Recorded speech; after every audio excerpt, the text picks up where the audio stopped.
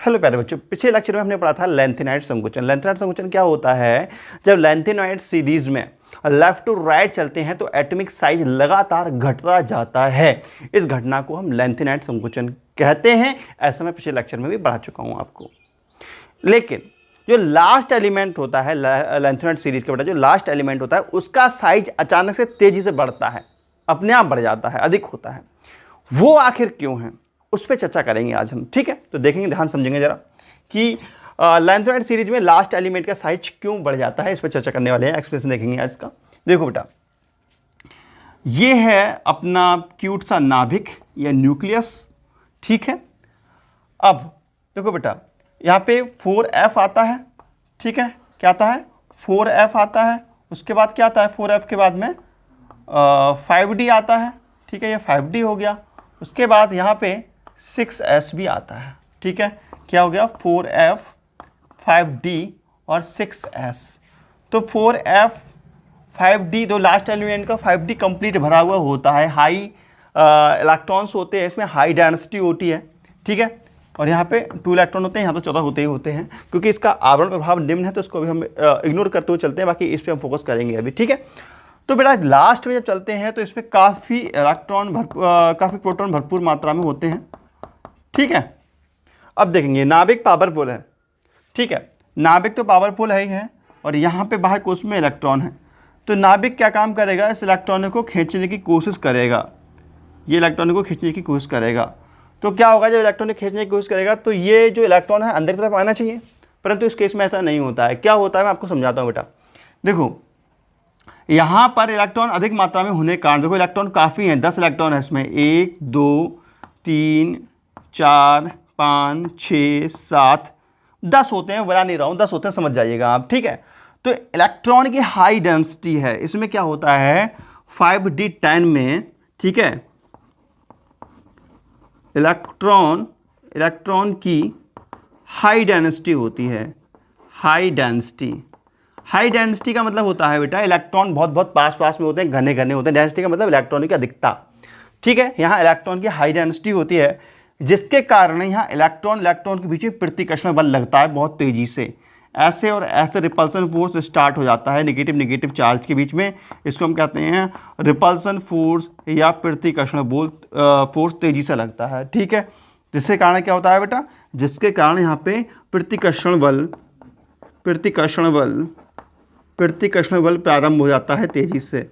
ठीक है, अब इनमें प्रतिकर्षण बल आपस में लग रहा है, और साथ ही साथ ये इस पे भी बल आरोपित करते हैं, अपना प्रतिकर्षण बल इस पे भी आरोपित करते हैं बेटा, इस तरीके से।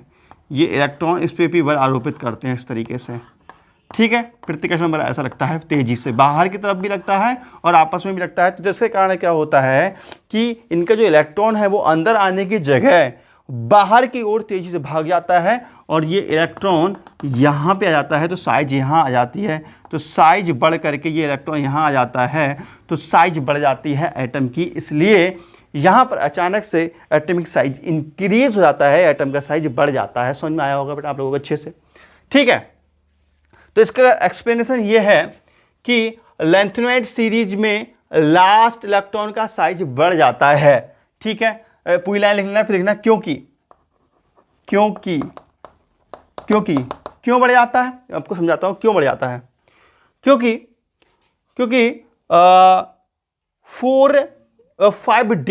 5D इलेक्ट्रॉन फुलफिल्ड होते हैं। ठीक है, ये 5D इलेक्ट्रॉन की डेंसिटी हाई होती है। ठीक है, मतलब फुल इलेक्ट्रॉन होते हैं। ठीक है, क्योंकि 5D सबसेल फुलफिल्ड होते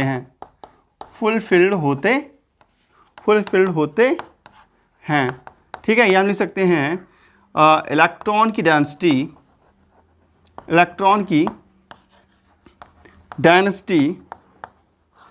हाई होती है,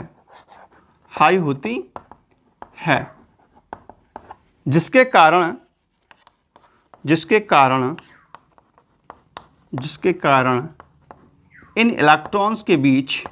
कारण इन इलेक्ट्रॉन्स के बीच हाई रिपल्सन फोर्स, हाई प्रतिकर्षण बल लगता है। हाई प्रतिकर्षण बल लगता है रखता है जिससे बाह्य कोश का इलेक्ट्रॉन, ठीक है, जिससे आउटर सेल का इलेक्ट्रॉन बाहर की तरफ खिसक जाता है या चले जाता है या खिंच जाता है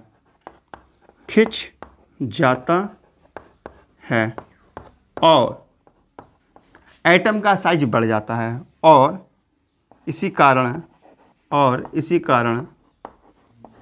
परमाणु का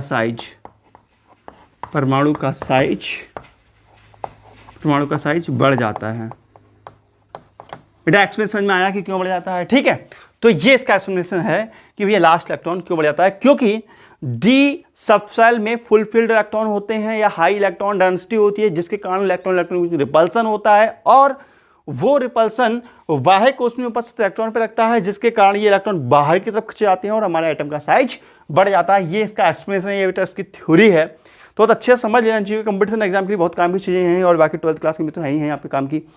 और नेक्स्ट वीडियो में हम देखने वाले हैं मेल्टिंग एंड बॉइलिंग पॉइंट कैसे हाई होते हैं, जो मरकरी होती है वो द्रवावस्था में क्यों रहती है, बाकी सब सॉलिड स्टेट में क्यों रहते हैं। काफ़ी इंपॉर्टेंट चीज़ें कल के लेक्चर में हम डिस्कस करने वाले हैं, लेकिन उसके लिए प्यार सा लाइक करना पड़ेगा आपके लिए और प्यार सा क्यूट सा कमेंट करना पड़ेगा। तो मिलते हैं कल नेक्स्ट वीडियो में। नमस्कार, जय हिंद, वंदे मातरम, बाय बेटा।